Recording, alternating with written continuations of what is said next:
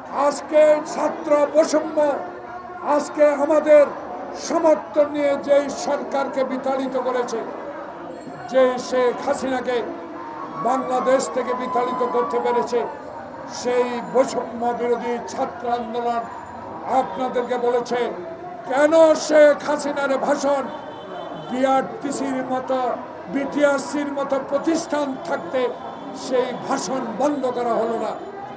আজকে এই প্রশ্নটা জনগণ আপনাদের কাছে জানতে চায়, কিসের ফেক আইডি?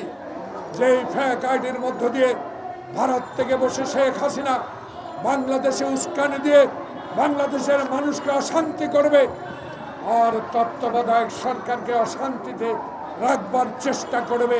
তাহলে এই সরকারের ভিতর, আপনাদের এই ইন্টারিয়াম গভর্নমেন্টের ভিতর শয়তান আছে। আগে শয়তানকে ধরুন, এই শয়তানদের বিরুদ্ধে ডেভিল হান্ট করুন, তাহলে ওই গাজীপুরের বেঈমান জাহাঙ্গীর মাইকে আওয়াজ দিয়ে আমার বৈষম্য বিরোধী ছাত্র আন্দোলন, যাদের আন্দোলনে আজ বাংলাদেশে আওয়ামী মুক্ত হয়েছে, তাদের গায়ে হাত উঠত না। আপনারা যদি সজাগ থাকতেন, আপনারা যদি জনগণের আস্থার সরকার হয়ে থাকেন, তাহলে 3 দিন আগে থেকে বলা হয়েছে হাসিনা বক্তব্য দেবে। সেই বক্তব্য কি করে ইউটিউবে বিটিআরসি আসলো, জনগণ এটা জানতে চায়। তাই সরকার, আপনারা ব্যর্থ হলে ছাত্র বৈষম্য আন্দোলন ব্যর্থ হবে। আপনাদের মনে রাখতে হবে, শেখ হাসিনা ষড়যন্ত্র করার জন্যই ভারতে গিয়েছে, হিন্দুস্তানের সমর্থন নিয়ে বাংলাদেশে অস্থিতিশীল করার জন্য হীন প্রচেষ্টা চালাবে। তাই আপনাদের এখনো সময় আছে। এখন এমনই ফুরফুরে মনে থাকবে সবাই। বসুন্ধরা টয়লেট্রিজ, ফুরফুরে মন সারাক্ষণ। ডেভিল হান্ট তৈরি করে টোকাই ধরলে জনগণ আপনাদেরকে ক্ষমা করবে না। ডেভিল হান্ট দিয়ে আপনি জাহাঙ্গীর গাজীপুরের কেন গ্রেপ্তার হলো না? কয়েকজন টোকাইকে গ্রেপ্তার করলে আওয়ামী লীগের এই ষড়যন্ত্র কশ্চিন কালো বন্ধ হবে না। প্রিয় বন্ধুগণ, আজকে পত্রিকায় দেখলাম 2014 সাল থেকে অবৈধভাবে নির্বাচিত দুর্নীতিগ্রস্ত সন্ত্রাসী মাত্র 43 জন এমপিকে গ্রেপ্তার করেছে, মাত্র 35 জন মন্ত্রীকে গ্রেপ্তার করা হয়েছে। 6 মাসে কি করেছেন জনগণ এখন বলা শুরু করেছে। জনগণ জানতে চায়, 6 মাস পার হলো, দয়া করে বিএনপির দাবি, ন্যায্য দাবি মেনে নেন, নির্বাচন দেন।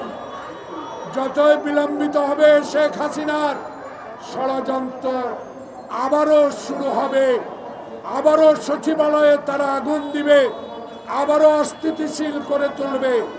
তাই বিএনপির দাবি, কেউ কেউ সমালোচনা করেন বিএনপি নির্বাচনের জন্য পাগল হয়ে গেছে। প্রিয় বন্ধুগণ, তারেক রহমান ধৈর্য ধরেছে 16 বছর।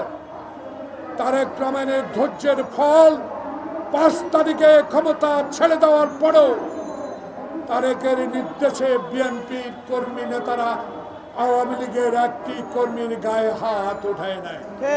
এটাই তারেক রহমানের অহংকার। আমি তারেক রহমানকে ধন্যবাদ জানাবো।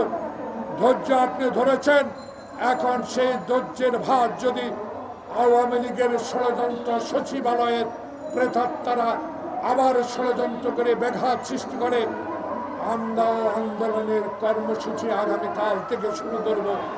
বাংলাদেশে জনগণের আস্থা অর্জনকারী একটি নির্বাচনের দাবিতে সারা বাংলাদেশে আমরা কর্মসূচি দিব এবং এই ইন্টারিয়াম গভর্নমেন্ট মানুষ যেন বলা শুরু না করে নিরপেক্ষ সরকার চাই, তত্ত্বাবধায়ক সরকার চাই। সময় থাকতে রোড ম্যাপ দিয়েছেন, দরকারে টাইম লাইন দেন নির্বাচনের, যত প্রলম্বিত করবেন ষড়যন্ত্র ততই দ্রুতগতিতে ছড়িয়ে উঠবে। তাই আমার বক্তব্য স্পষ্ট, ইন্টেরিয়ার গভর্নমেন্টের কাছে আমরা আপনাদেরকে সমর্থন করি, আমাদের সমর্থন আপনাদের কাছে আছে, কিন্তু আইন শৃঙ্খলা দ্রব্যমূল্যের ঊর্ধ্বগতি যদি রুখতে না পারেন এই সমর্থন থাকলেও এই সমর্থন রাখা যাবে না। রোজা আসছে, দয়া করে সিন্ডিকেট ভাঙুন, গ্রেপ্তার করুন, বাকি সন্ত্রাসী দুর্নীতিগ্রস্ত এমপি, সচিব, মন্ত্রী যারা আছে তাদেরকে গ্রেপ্তার করুন।